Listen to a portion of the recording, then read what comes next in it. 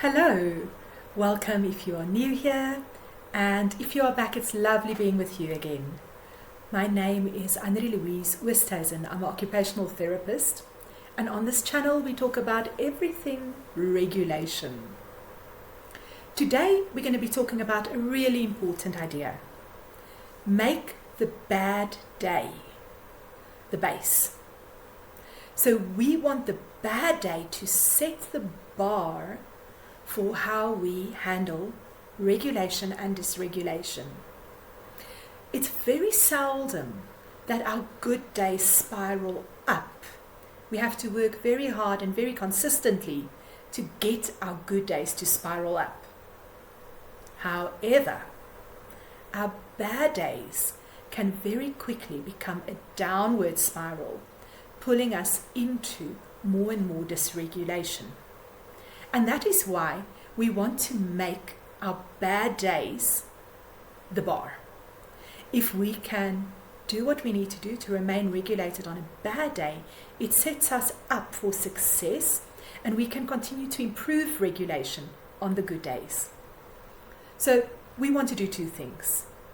We want to know what a bad day looks like, because if we can identify the bad day quickly, we can manage it quickly.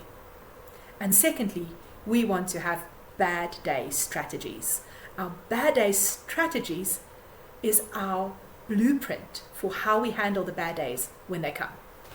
The quicker we are at identifying the bad day, the quicker we can be at managing it and turning it around.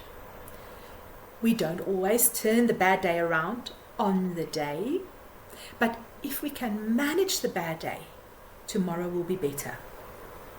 Our bad day signals are the things that tell us this day is going downhill fast. The signals could be in how we speak. When we start to speak more or less, faster, slower, when there's more emotions coming into our speaking, when we start to waffle. The way we speak tells us we are becoming dysregulated. The second thing is how we physically feel. If we are feeling jittery, or we are feeling lethargic, if we are feeling unmotivated, or we are feeling scattered, when we are not in that optimal zone of functioning, big indicator that a bad day can be starting. Also, how we emotionally respond. If our emotions are shut down or heightened, so we are becoming overly upset, overly aggressive, overly irritated, or we just disengaged, we are not experiencing the joy, the energy, that emotional changes can signal that a bad day is coming. And then, of course, when we have difficulty making decisions, we overthink our decisions, and have difficulty sticking to routines, that tells us there's a bad day coming.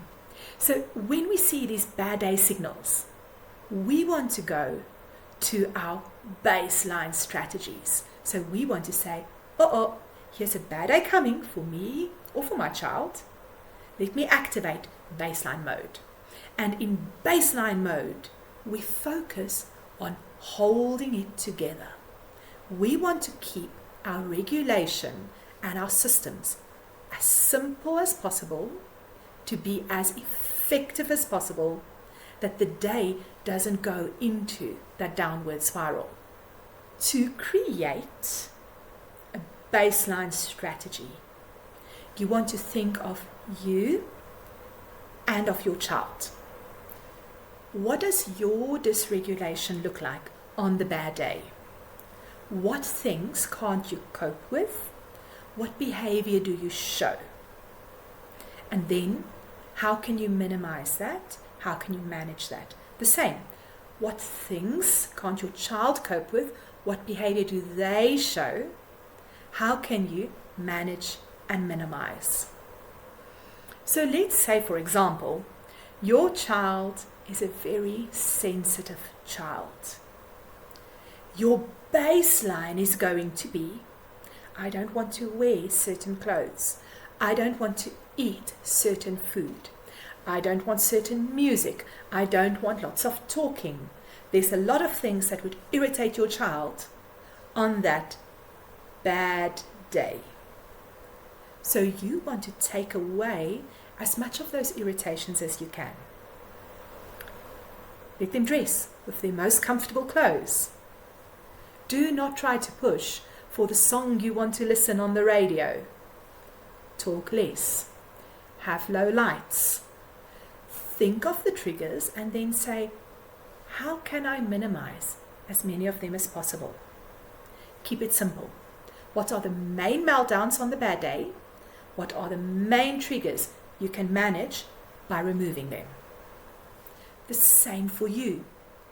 On your meltdown day, if you get irritated with your children not cleaning up the room, how can you simplify it that there's enough cleaning up happening for you to cope?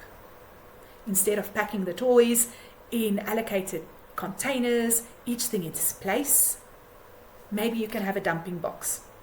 Put all the toys in the dumping box, get them off the floor. You can deal with the containers tomorrow, but you can cope. The toys are out of the way. Your child can cope by putting it somewhere that's easy and quick. Another bad day example. Maybe mornings are the bad days where your child wakes up late, doesn't want to get out of bed, you start to rush, there's a screaming match, there's a time match, and everything feels frazzled.